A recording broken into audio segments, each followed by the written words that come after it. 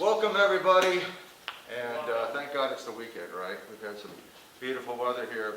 As I mentioned in the previous video, and as I'll mention again, there is a curve on the exam.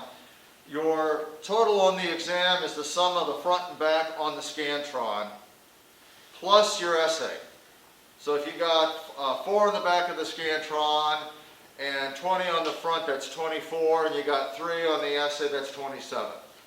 There were some people who got a perfect score on the essay, and that raises your grade to a whole 10%. Okay? And a fair number of people did the essay, so I was happy to see that. I was very happy to see that. Now, your midterm grade, your midterm warnings, I'm working on those right now. They will be going in on Sunday at 5 o'clock. And there is an opportunity for extra credit. I sent out an email that if you go to the Multimedia Center, there's a movie there called Zula Patrol, Under the Weather or something like that. If you watch that and do a one-page double-spaced report on it, which is, the deadline is a week from today, okay? That's worth an extra 5% on this first exam.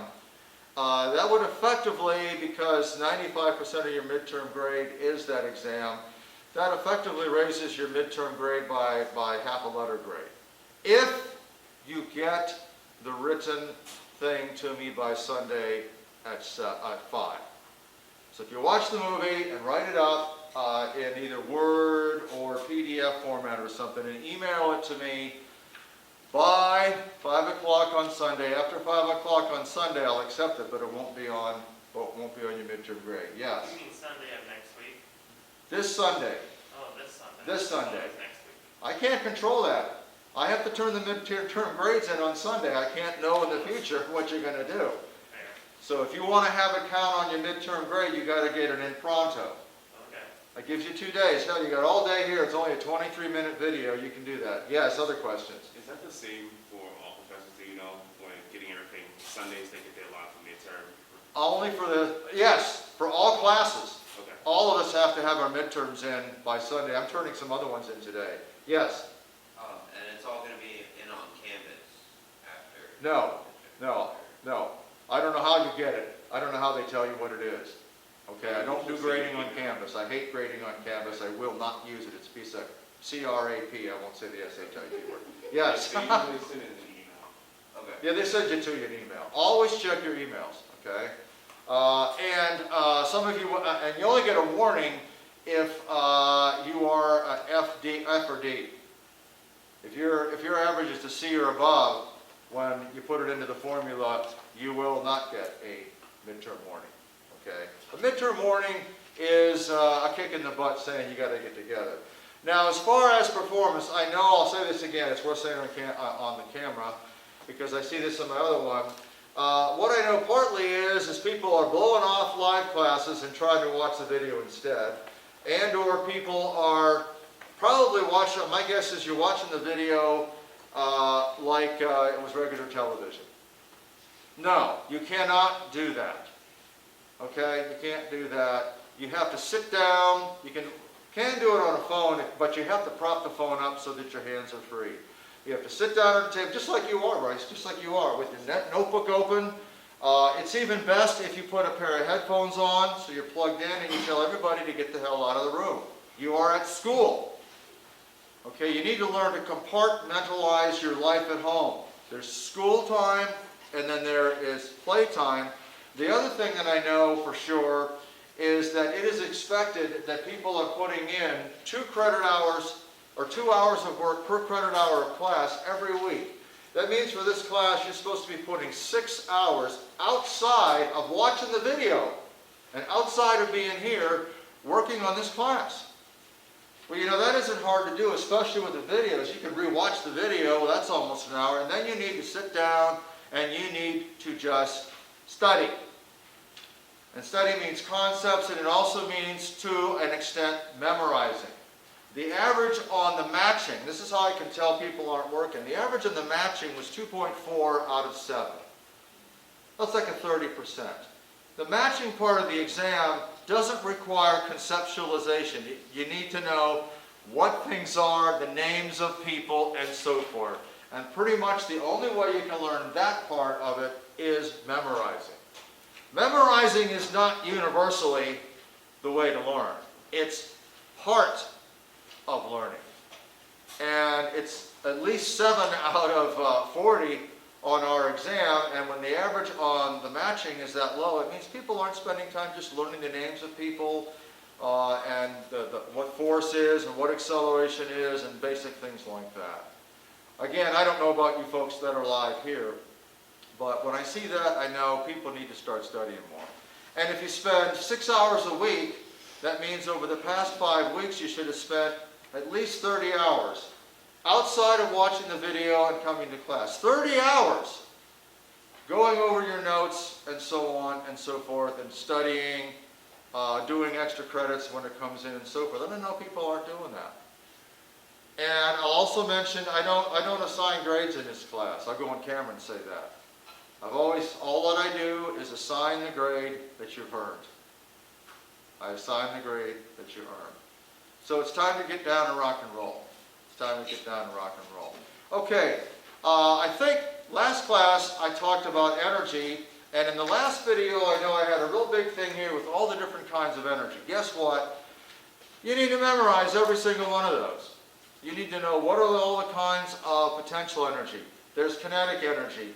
There's radiant energy. You need to know all of those. You need to know all of them. And I might say, which of these is not a form of energy? Okay, I might ask that. You need to know which one it is. And what I talked about at the very end of the last lesson was that it seemed like there was a conservation of energy. That energy could change form, but you couldn't create or destroy it. That you could move energy between one form and the other. The trouble is that that is not universally true. For instance, when you drop something, as it falls, it initially has potential energy. It's just like a pendulum. As it falls, the potential energy is converted into kinetic energy. But then when it hits my hand, the kinetic energy is gone, and so is the potential energy. It's not potential energy, because if it was potential energy, if it comes down and bounces back up, then the energy becomes kinetic and it's converted back into potential energy. But if it just falls and hits the ground, that's an inelastic collision because the kinetic energy changed. It went from something to zero, and the energy is now gone. So there's no conservation of energy there. So you can't say that universally, at least not yet, energy is conserved. The other example is a pendulum. Now if you make the pendulum extremely long and heavy, like our Foucault pendulum, and you pull it aside and let it go, unless you measure it very, very closely, it doesn't seem to run down. Now if you wait for an hour, yeah, it's going to run down. So you might be asking yourself, how come that one doesn't run down? It's because up at the top there's a little thing that gives it a push each time. Now you didn't know that, did you? There's a little push given to it each time. It's like pushing a kid on a swing. Just enough to keep that thing going. But if I have a real pendulum like this one, if I don't pump it a little bit with my hand at the top, and I just make my hand rigid, it's very hard to do that because you want to keep it going. It runs down. It had potential energy here, it has kinetic energy there, the energy is going between them, but eventually the total energy, which is the sum of the two, drops to zero. And that means one of two things are going on. It could mean that energy just plain isn't conserved. That the potential energy and kinetic energy are gone, and that's it. The other possibility is that there is another form of energy that we didn't have up on the list last lesson. there could be another form of energy that it got converted into. Okay? It turns out, as we will see, that is the case.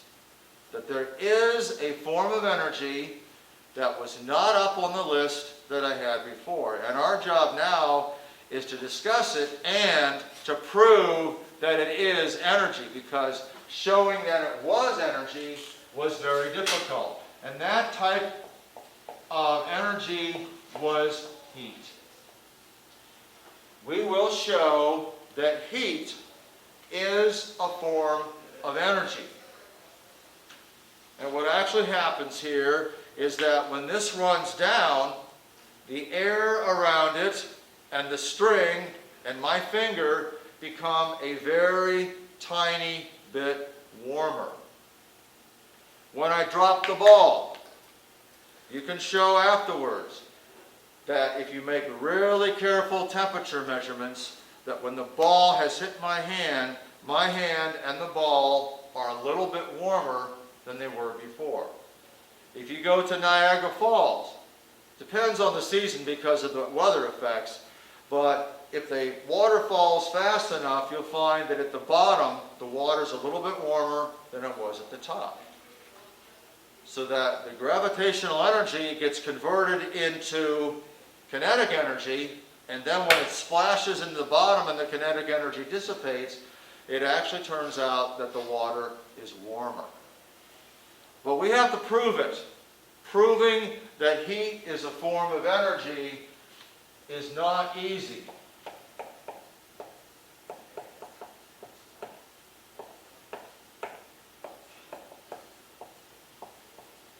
So that's the result we're going to show, but we will prove this.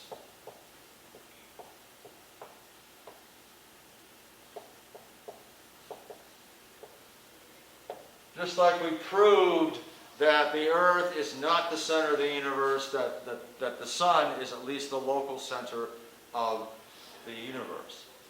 Now, but putting this right out there, if heat is a form of energy, last class I also said that energy is the ability to perform work, to apply a force through a distance, to cut wood, to manufacture objects, to lift things, and so on and so forth. Well, several hundred years ago, as this idea was forming, people, primarily in Europe, figured out that you could get heat by burning wood or burning coal. And when they started to understand that heat was a form of energy, that if you knew what you were doing, you could build something that was called a steam engine, a heat engine, which could convert the heat into one of the other forms of energy, and you could use it to do work. And that's when we learned to not be dependent on animals and windmills and water wheels and so forth. If you had stuff to burn, and of course the woods were everywhere, right? Woods were everywhere, wood was everywhere. Coal was being mined. You didn't have to have a windmill anymore to grind grain. You could just have a steam engine, run the mill, and grind it right there. And the result of that discovery is we burn so much wood and so much coal and so much oil and so many fossil fuels that we have caused global warming. It's the burning of all of that carbon into carbon dioxide that has caused global warming, because we could use it to perform work. So what we have to do is initially study the properties of heat. We have to look at heat, see how it behaves.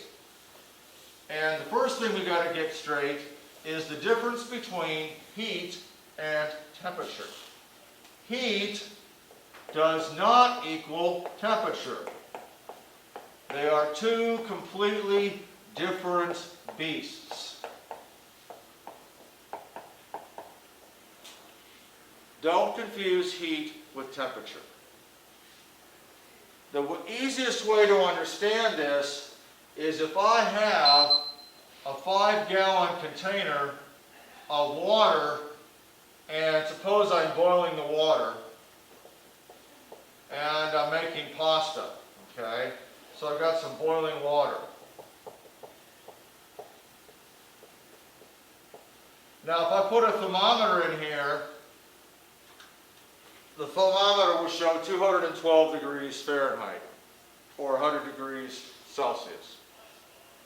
Well, if I take a cup and take a cup of that water out of there and put it in here, and it's an insulated cup, okay? I've got a really nice thermos jug my wife bought me for Christmas. I'm a coffeeholic.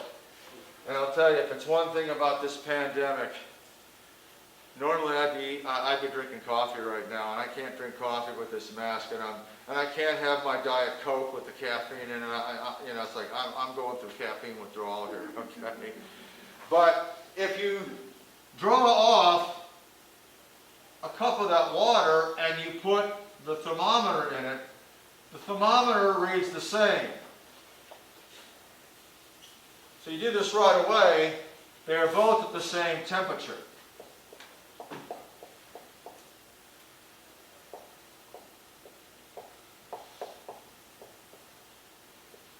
But clearly, the 5-gallon bucket here, or the gallon bucket or whatever, has got lots more heat in it than the cup. And in the old days, before electric blankets and electric mattress heaters, I love an electric mattress heater. Oh, that's great. Don't get one of those heaters that you put the heat underneath you. Oh yeah, that's great on a cold day, all right? But before they had that, if you were rich enough, you had a maid or a servant that would bring you a hot water bottle, okay? And you could get hot water bottles, or you get big ones or small ones. Obviously, you could bring 2 hot water bottles, a big one and a small one. The big one contains more heat. It's going to heat you longer. So the amount of heat that's there depends more than on just the temperature. They have the same temperature, but different amounts of heat.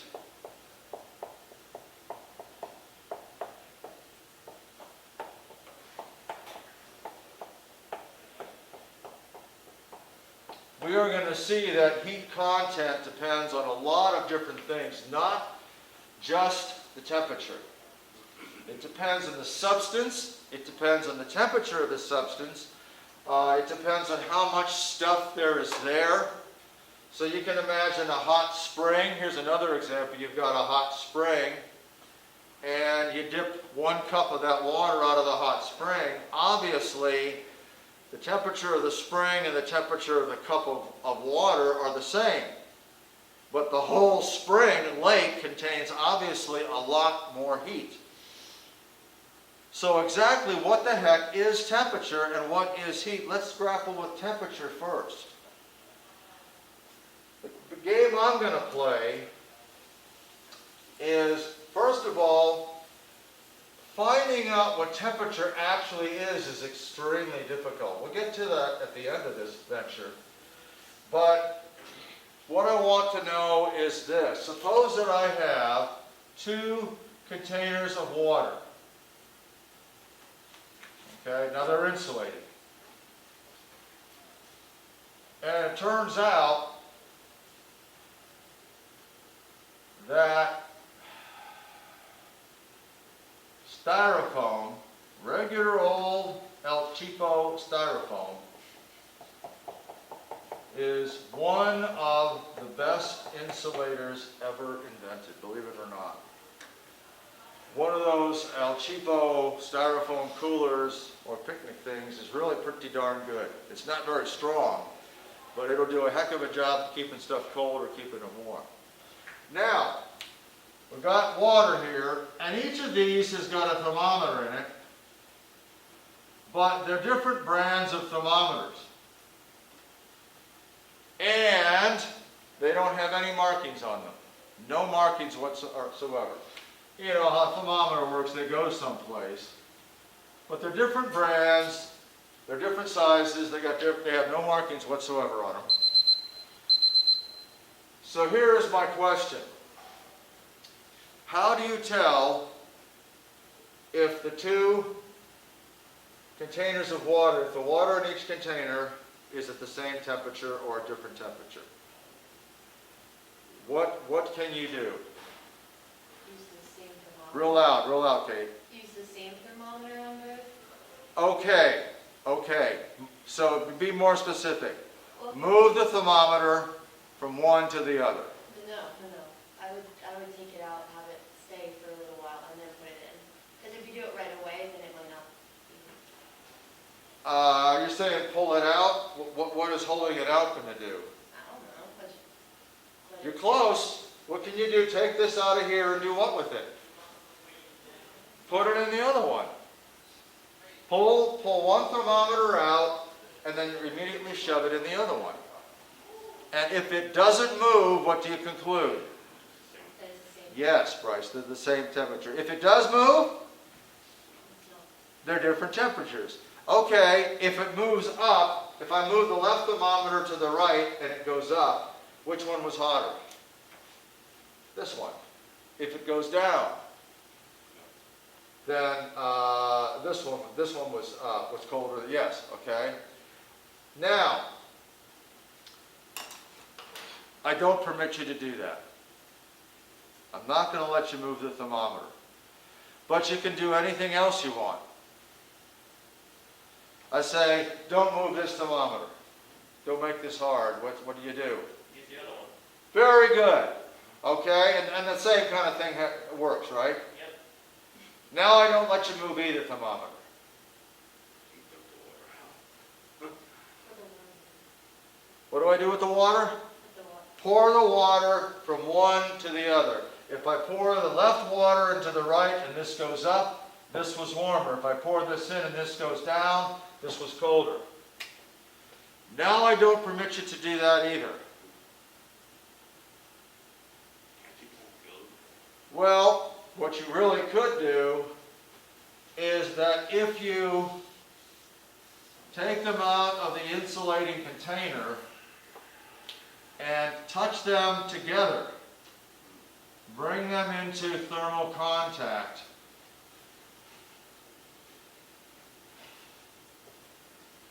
if you do this, if the thermometers stay the same, then they're at the same temperature. If this thermometer goes up, then you know this was warmer. And if this thermometer goes down, this one was warmer. You bring them into thermal contact. In other words, you allow heat to flow between them. Another way you can think of this with water is suppose I have two containers of water.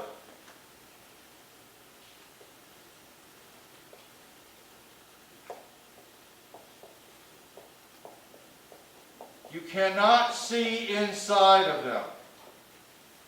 You cannot see inside of them. And I say, is the water level inside of them the same or is it different? Now you're allowed to do anything you want except look inside of them. What could you do? It's kind of complicated, but what would you do to see if the water were at the same level? They could be different. One could be big and round, and one could be skinny and narrow. So that's not going to work either. But keep that thought. Can you remove the water from those containers? You can't remove the water from them. Pour it into a different container. You can't quite pour. I'm not going to let you pour them. Well, how would that help? Put it in different containers that you How would that help pouring it from one to the other? different containers that are see-through. I'd get two different thermometers and start heating the water up and see which one heats up. We're not talking about heat. I want to know if the water level inside they are at some level, which could be the same or different. How do I know if they're filled to the same depth? How can I do that? Can you shake them and just like? Well, you're probably not going to think of it because it's kind of complicated. The answer is connect a pipe between the two of them. Connect a pipe between two of them, and if they're at the same level, what will the water do? Will any water flow if they're at the same level? No. But if water flows from this way, we know that this one is deeper. If it flows the other way, we know that this one was deeper. The way you tell if two water levels are the same is you allow water to flow between them, and if no water flows, they're at the same level. If the water does flow from one to the other, by itself, not being pumped now, then it always flows from the deeper one to the shallower one. All right. So, in this case, if you touch them between each other, and the thermometers start to change, so another way of looking at this is if the thermometers start to change, it means that heat's flowing between them and they are at different temperatures. And the heat always flows from the hotter one to the colder one. So we may not know exactly what temperature is, but we have a working definition of what it means if two objects are at different temperatures. If two objects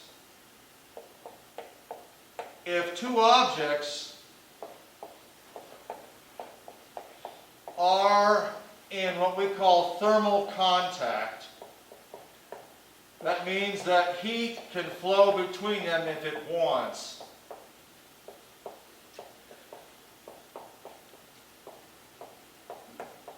Heat can flow. If two objects are in thermal contact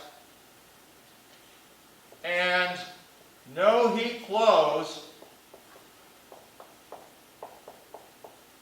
they are at the same temperature.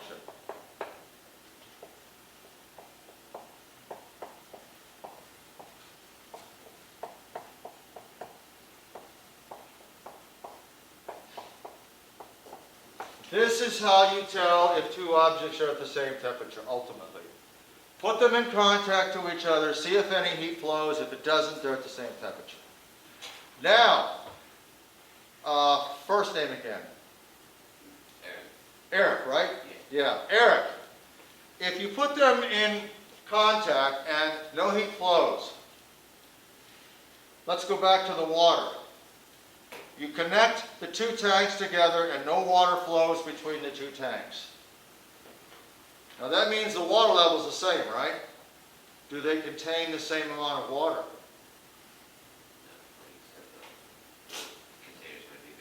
Yes, the containers might be bigger. Heck, if you have a truck gas, if you put a ruler into your gas tank and measure 6 inches of gas, and you do that in your lawnmower, and it says you got 6 inches of gas, and you go over to a semi-truck and it's got 6 inches of gas, the semi-truck's probably got several hundred gallons of gasoline, and you might only have a pint of gasoline in your lawnmower.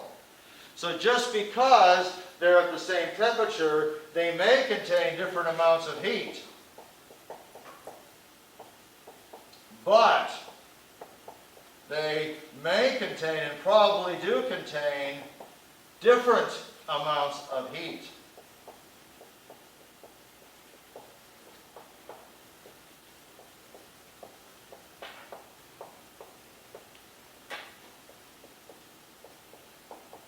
I mean, imagine taking a gallon bucket with a hole in the bottom, and you shove it down into a lake and hold on to it, and it fills up to a certain level with water, then the water stops coming in, right? Well, no water is flowing between the lake and the bucket, so that they're at the same pressure, same depth. Okay, and imagine you sink the bucket all the way to the bottom. It's a deep bucket, right, like a trash can or something. So it goes all the way to the bottom. But what contains more water, the bucket or the lake? See what I'm saying? I got a pretty big bucket. I'm not sure. I don't know. It'd have to be a really BMF. You people know what BMF means, right? Big mother blanking. Don't say it on a really big bucket. Yeah, just because they're at the same temperature doesn't mean that they have the same amount of heat in them. The one way you can think about this, we're going to actually talk about the caloric theory of heat, where you sort of treat heat as a fluid. The temperature is kind of like the level of the caloric inside the substance. We'll see that when we get to the caloric theory of heat. But for the moment, we can tell, and also, water always flows. If the water does flow, does it flow from the higher height or the smaller height? Does water flow uphill? No. You know, if you need to go to the ocean and you know that you're on a river that goes to the ocean, do you go upstream or downstream? Downstream. Water by itself flows downstream from a higher point to a lower point. Heat naturally does the same thing. Heat naturally flows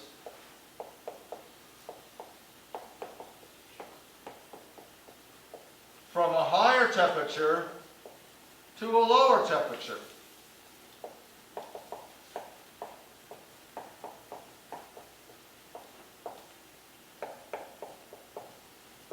Never the other way. Now you can pump it the other way. You can, for instance, you can pump water up into a water tower, sure. But you let the water do its own thing, it's going to go downhill.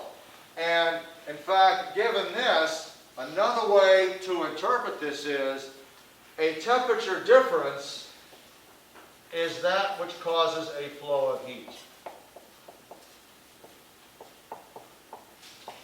How do you get water to flow? You have to have a pressure difference, and lacking a pump, you have to have water that's higher and a place that's lower. A temperature difference is that which causes a flow of heat.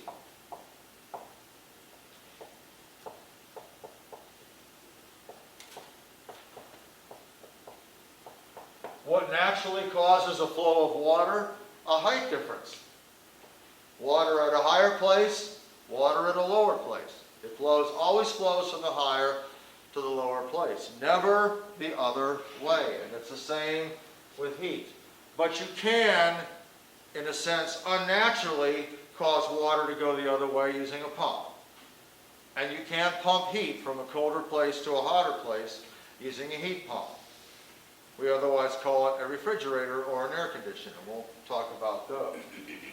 So we don't know exactly what temperature is, but we know what it means now if two things are at different temperatures. We know how to tell if they are at different temperatures. Bring them into thermal contact, see if heat flows. If it doesn't, they're at the same temperature. If heat does flow, then the one it comes out of is at a higher temperature. The one it goes into is at a lower temperature. This is how you do it. Any questions so far? Now, you know, nature is absolutely amazing. And scientists or experimenters hundreds of years ago, back even in colonial times, when they were founding this country, they discovered something. They found that materials have properties that depend on temperature. And one of these is the volume of an object. What usually happens to an object when you heat it? Does it get bigger or smaller? Expands. It expands. Anybody know what will happen to your cooling system in your car if you, there's a little expansion tank there. If you cut the hose to the expansion tank or clamp the hose to the expansion tank where you add your fluid in your car, and then, or you just clamp onto the radiator so that absolutely no fluid can come in or out of the radiator, and by the way, you top it off. You dutifully top off the radiator, and then you clamp that baby shut. What will happen? Well, what is this? That's an explosion. You'll have an explosion. Now, it's not going to be like, you know, a boom, but you're going to blow a radiator hose off, or you're going to have a sudden steam's going to come out, and you're going to be in trouble. This is because the water expands. The engine expands too, but the water expands a hell of a lot more. And if it has no place to go, boom, it does go someplace. It goes all over the place. That's why that little expansion tank is there. And that's why it says hot and cold. This is the extra fluid that came out when it heated up. As it cools down, the coolant shrinks and it gradually works its way back in, and that expansion tank is there intentionally. My house has radiators. I love that. I love radiators. I got a house with real radiators in it. Not those crummy things that are on the floor. No, I got the real radiators. I got the real house, you know. It has, I didn't know this when I bought the house. I didn't maintain the heating system like I should, but there's a big expansion tank about this long and this big around. And I didn't know that it had filled up with water and that there was no air in it. So guess what it did? It blew up. I come down into the basement and there's water everywhere and it's, oh my God, go lady, oh my God, the house is blowing up, you know. It's like, no, it's, you know, oh God, okay. So I learned that once a year you have to drain that. You have to make sure there's some air in there and give it some room to go. Things expand. Well, that's the basis of a thermometer. What is a thermometer? A thermometer is nothing more than some liquid. Typically, it's alcohol.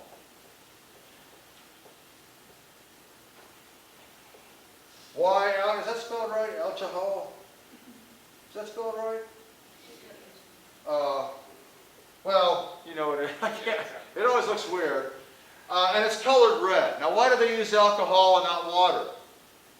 Well, water freezes at 32 degrees and it gets cold outside. And if you had a water thermometer, it would freeze up in the winter, so it's no good. Alcohol doesn't freeze until it's about 40 below.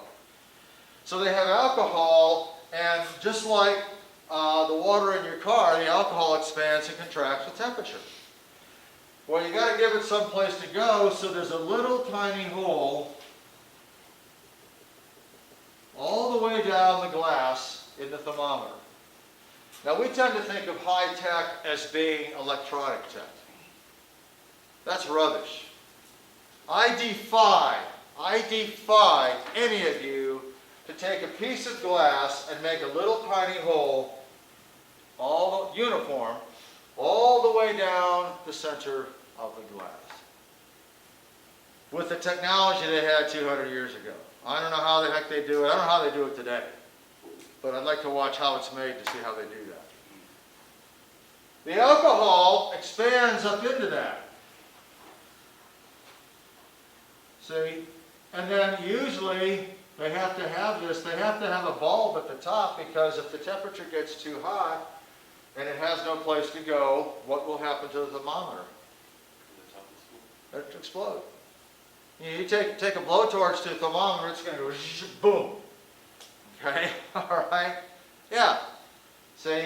And so as the alcohol expands and contracts, it moves up and down, and you can make, you know, little marks on it, like that, and you got yourself a thermometer. All right? Question. How the hell do you know where to put the marks? How do they know where to put the mark for 32 degrees, for 212, for, if it's a metric thermometer, for 0 and 100? See, well, what are the standards of temperature? Well, what they found several hundred years ago was that if you put a thermometer into a boiling pot of water at sea level, whether you were boiling the living daylights out of the water or whether you were just simmering it, and whether it was a 5-gallon pot or just a cup of water, provided it was boiling, the thermometer always went to the same spot when the water boiled. Always. Take a different pot, different size, different, you know, well, water's water, okay. It's got to be pure water. You bring that sucker to a boil, it always goes to the same spot. Well, they said, all right, and you're running up to here, at this spot right here, when water boils, it's always the same temperature. So they said, we're going to call this 100 degrees Celsius. Or, in the English system, we're going to call it 212 degrees Fahrenheit. I'll explain where the weird number 212 comes from, because that's bizarre. You go, what the hell? Where'd they come up with that? They also found that if you took a beaker, and I can't demonstrate that. Normally I demonstrate this. I can't do it on camera. If I do, the board's too small. That if you have a mixture of ice and water, and you can have almost no ice and no water, or you can have almost all ice and little water, as long as there's a mixture, as long as it's a stable mixture. So you mix it, you put it in a styrofoam container, and you watch it for a while to make sure that the ice isn't melting, that it eventually, if you put enough ice in, it'll stop melting and it'll all equilibrate. No matter how much ice or how much water you got, it always goes to the same temperature. So they said, we're going to call that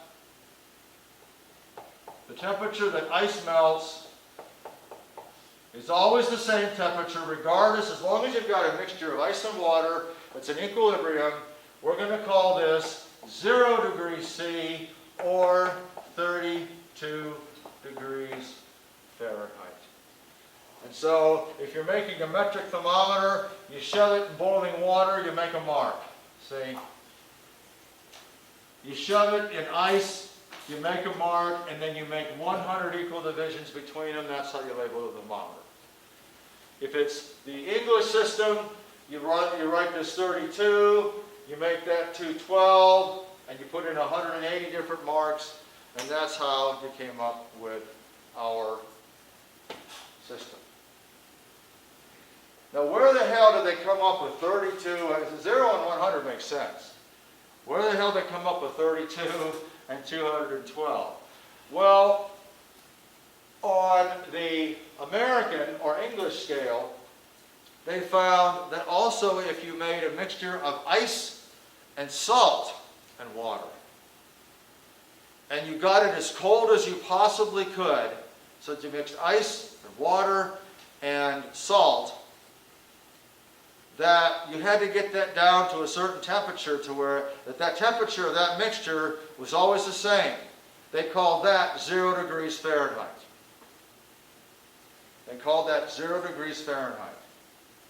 They also discovered that if you shoved a thermometer in a person's mouth, or shoved it you know where, that it always seemed to go to the same temperature. That all people seem to have the same body temperature. Now they didn't understand that, but it seemed to be true, and so they called that 100 degrees Fahrenheit. But is that actual body temperature? No, what is it? Hey, 98.6, it's good to have you back again. 98.6, they found out when they tested more people that it wasn't exactly 100 degrees, it's 98.6. Does that mean that your temperature is 98.6? No, your natural temperature might be a little bit higher, a little bit lower. The average is 98.6, but that's where the 100 degree on this scale came from. The coldest they could get water and ice, they said, we'll call that 0. Human body temperature we'll call 100, and until they made better thermometers, then they started to find out that, oh, people are slightly at different temperatures. And then they discovered when people got sick, what happens to your temperature? It goes up. It's a way of fighting disease. But these are the temperatures you must know. The boiling point of water and the freezing point of water, or the melting point of water, depends on whether you're an optimist or a pessimist.